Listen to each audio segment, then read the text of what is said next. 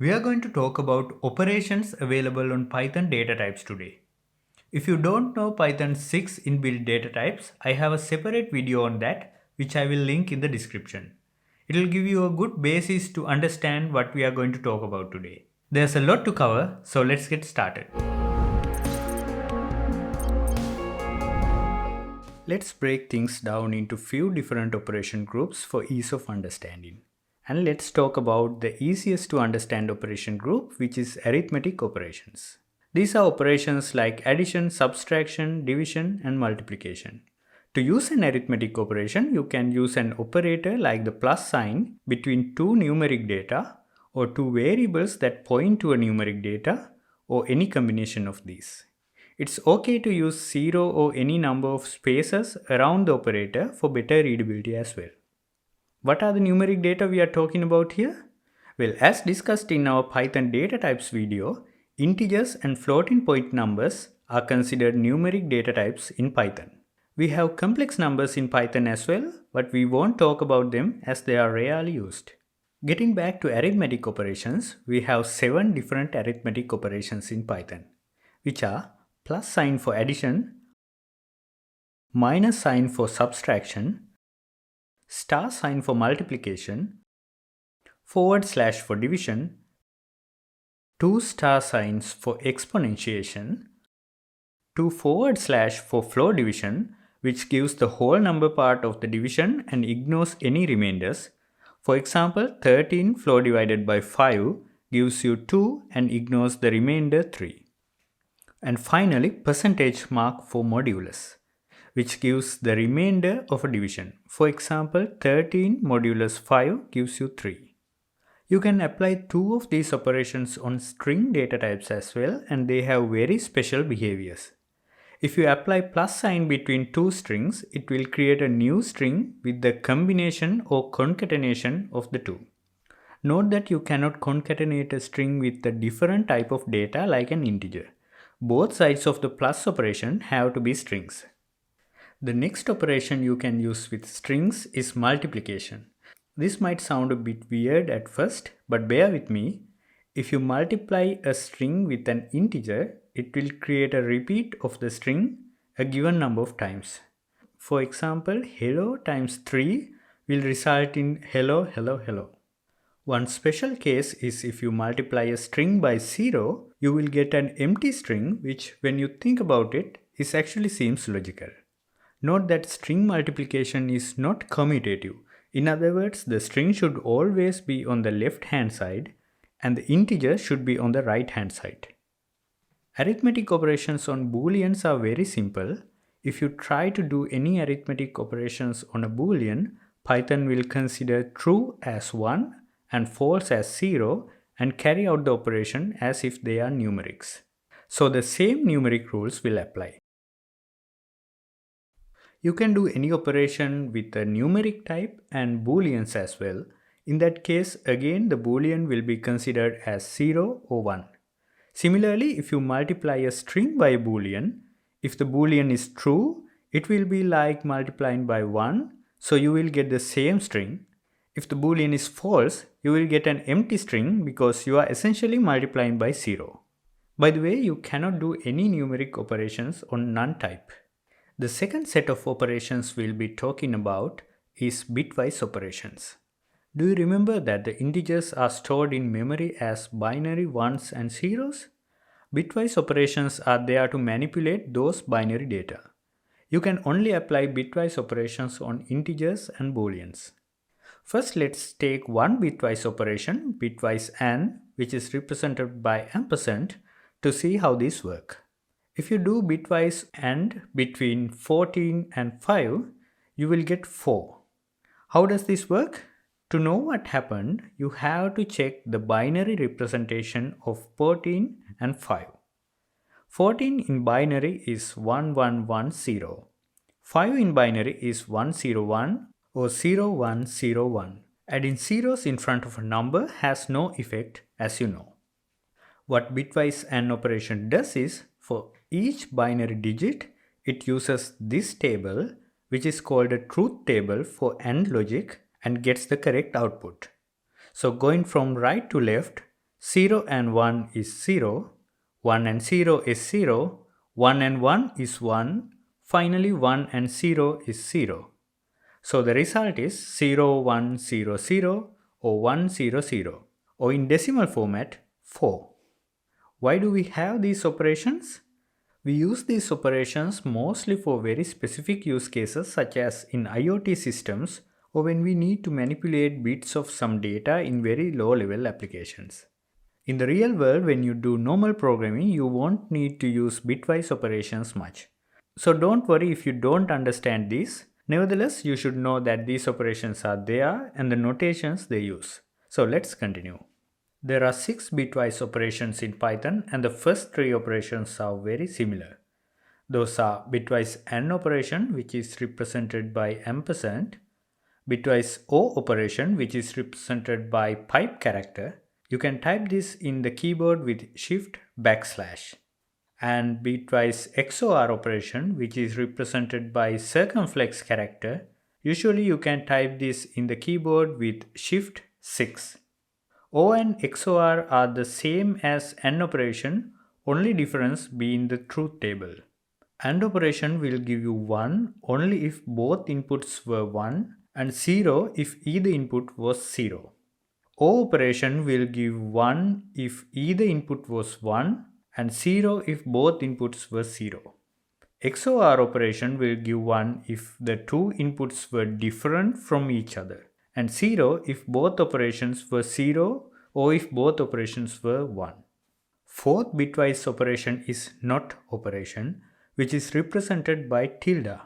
What's different about NOT operation is you only have one input for it.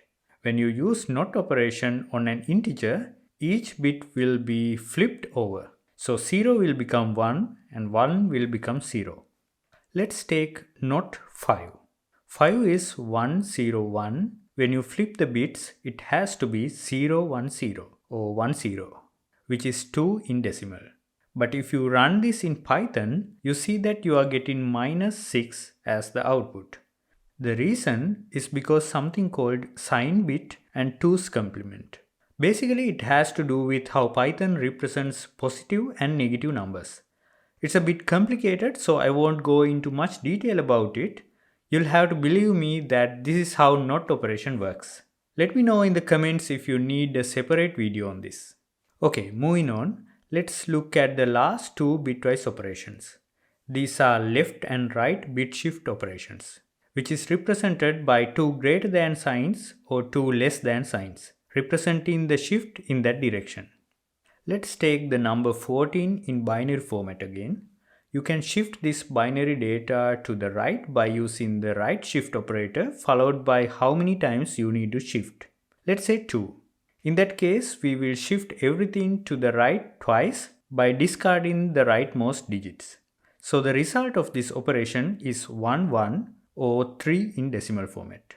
Interesting fact, the right shift is similar to dividing by 2. By right shifting 14 by 2, we have essentially divided 14 by 2 twice and ignored any fractional parts because we discarded some data.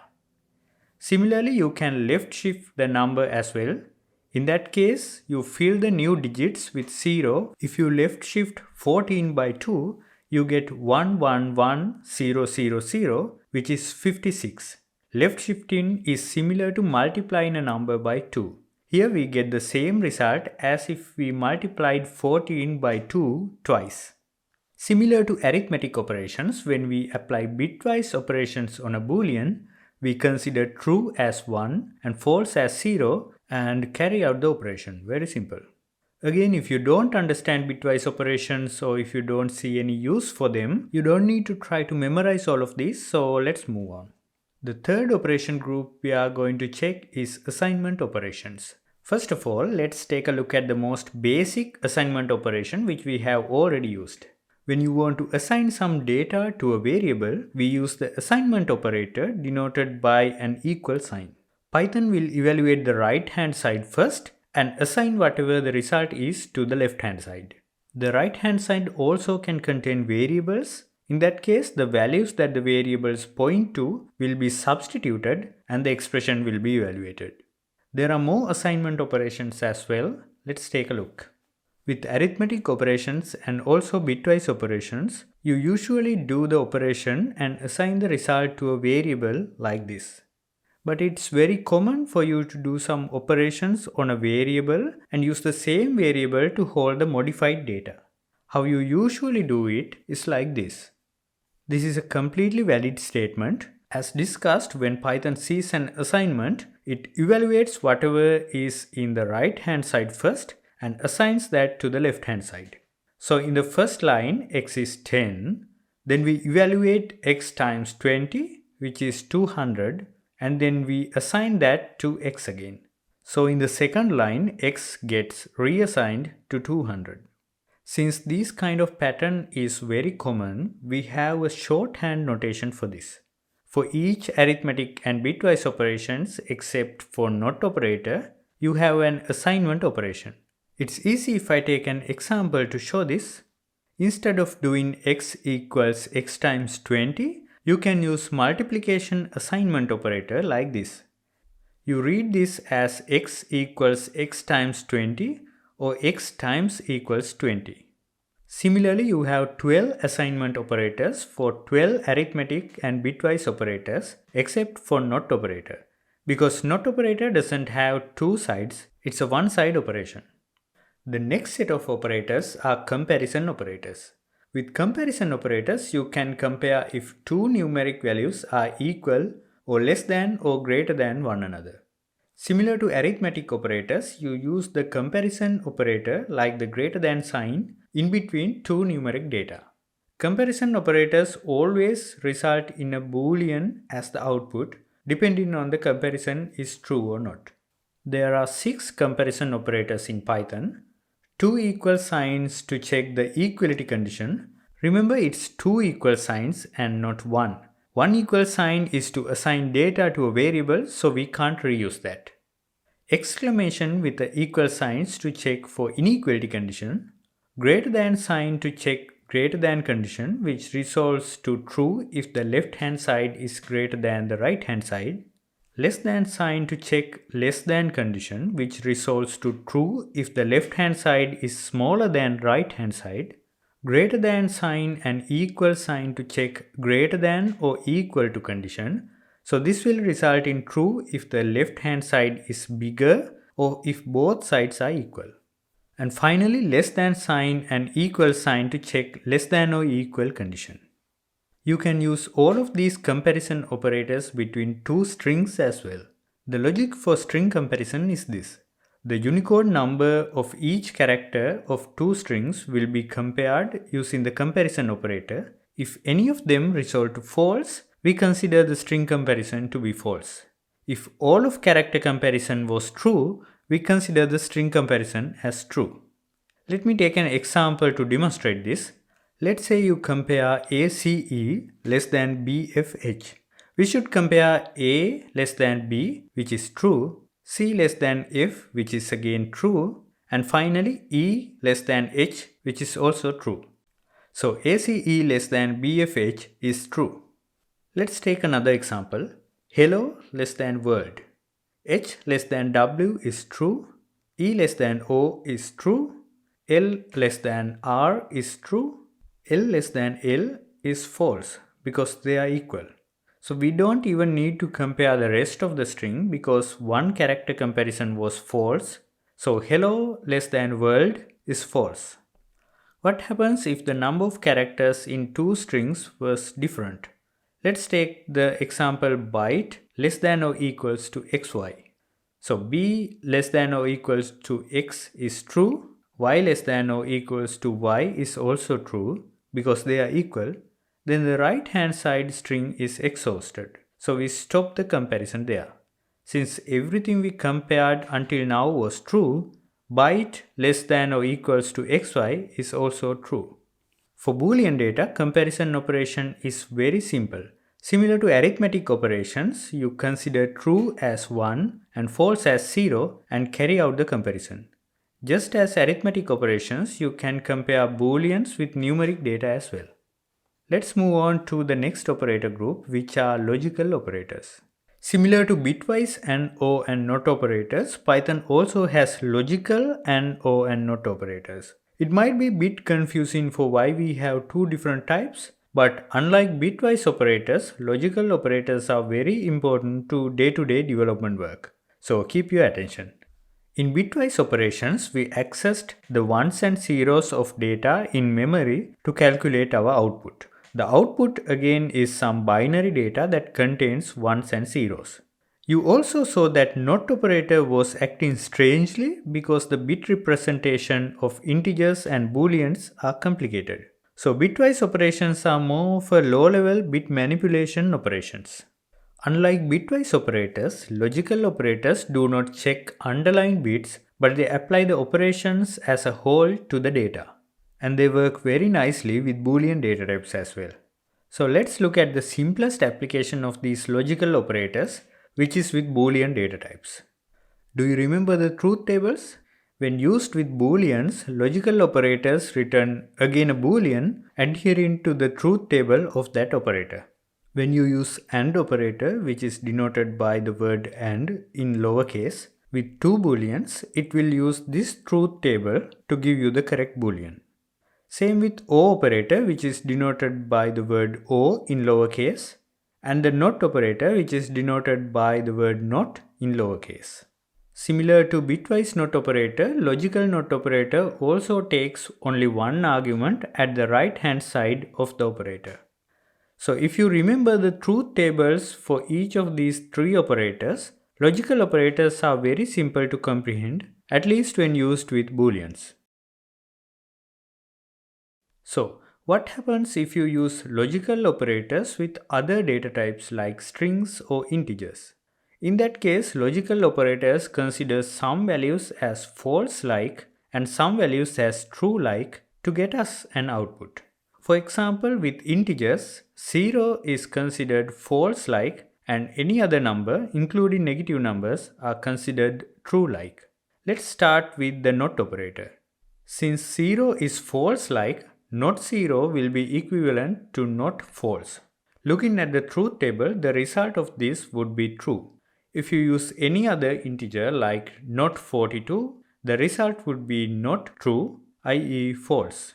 Similar to integers, for each inbuilt data type, there are values considered to be logically equivalent to false.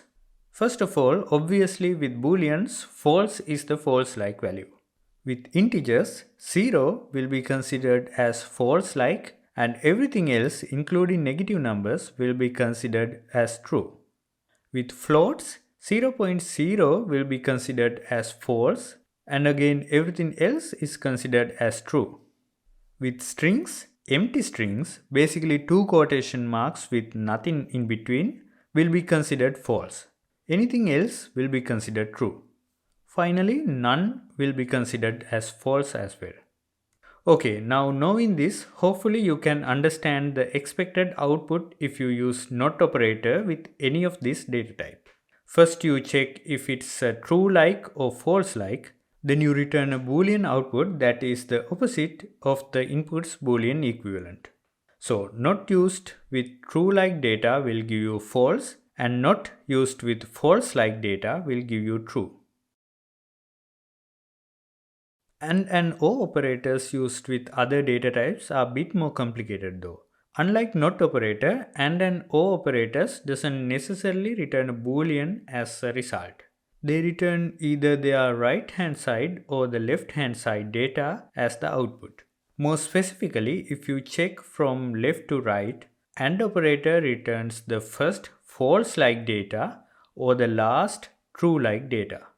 OR operator returns the first true-like data or the last false-like data. This might seem really confusing at first, but think about it. For AND operator to resolve to true, both input data has to be true. So if the first value is false-like, we don't need to check the second value. The output obviously is false, so we can return false. Only thing to remember is instead of returning a boolean false, we just return the false-like input data itself. If you check the truth table of AND, you would see that this returned data does not violate the truth table. If both left hand side and right hand side are true like, truth table tells us that we need to return true. We in fact return the right hand side which is true like. If left side is false like, we expect a false from the truth table. In this case, we return the data in the left hand side which is correctly false like.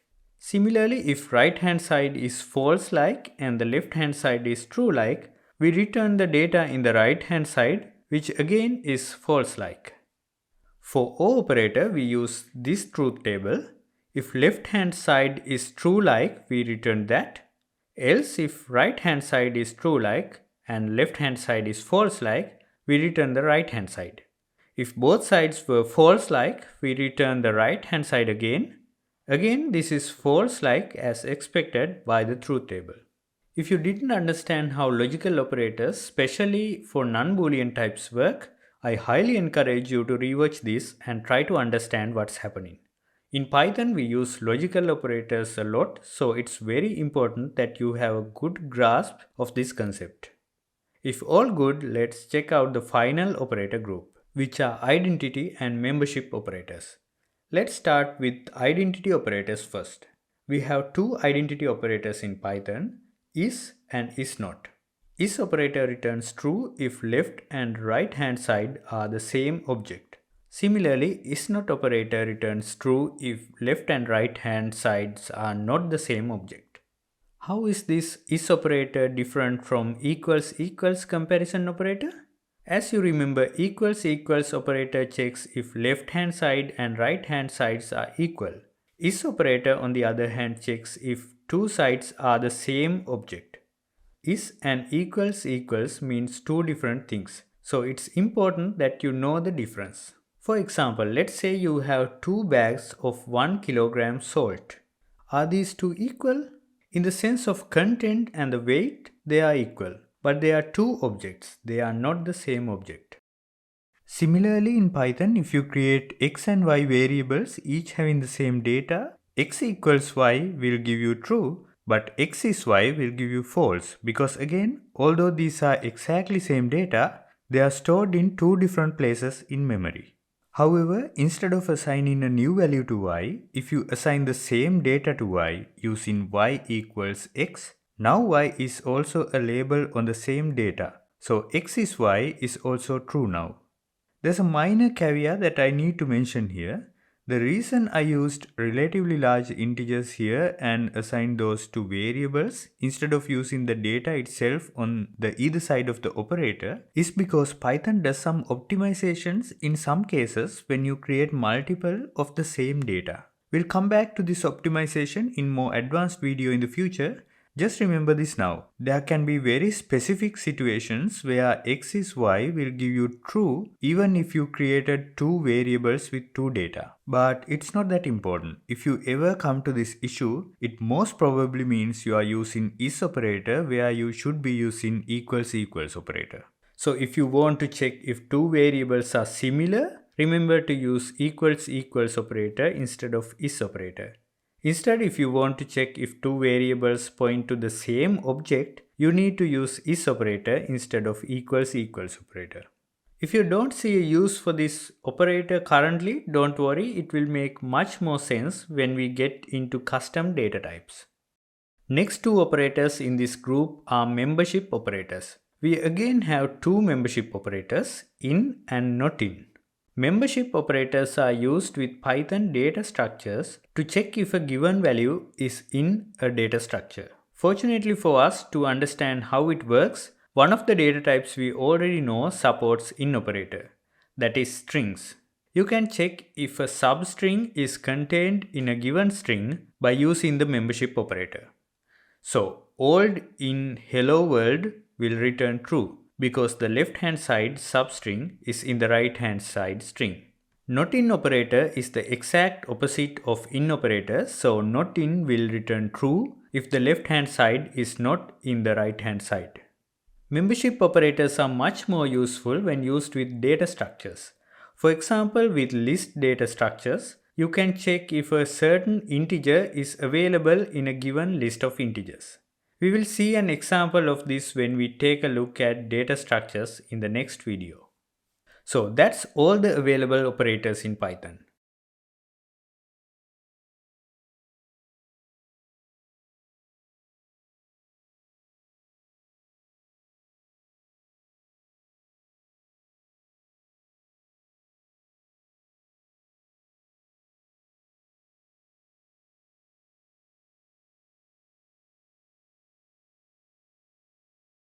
Until now, we only discussed using one operator in a statement, but in Python, as well as most other programming languages, you can have multiple operators in a statement. This shouldn't be too unfamiliar to you since you most probably used mathematic expressions in school with multiple operators like this. However, when you have multiple operators in a statement, you can get different results depending on the order of how you apply operators. To resolve this issue, you might remember that in school we used something called operator precedence. Basically, this is a priority list of operators stating the order in which the operator should be applied. Similarly, Python has a precedence order for all of its operators, which is this. So if you memorize this long list, which you shouldn't do by the way, but more on that later, you can write a long statement that will do exactly what you need it to do. So in our example, the result is 8 and not any other possible results. This order is not limited to arithmetic operators. Since we know the evaluation order of operators, we can write more cleverer and more confusing statements like this. If you carefully evaluate this expression, you will see that at the end, x will be assigned hello world. However, the problem is it's really easy to make a mistake or forget the exact order of two operations and get a completely different result from the one we expect. Also, when you are working with a team, it's really hard for someone reviewing your code to know exactly what you are trying to do here. So I highly encourage you not to rely on the operator precedence order. Instead, you can group your complex statements using parentheses. Expressions inside parentheses are evaluated individually, so it's really easy for anyone to grasp what's happening. If we group our complex expression using parentheses, it would look something like this. That's a lot of parentheses, but our intention is really clear and explicit. We evaluate innermost expression groups first, then evaluate everything one by one. And we don't need to rely on the operator precedence table at all.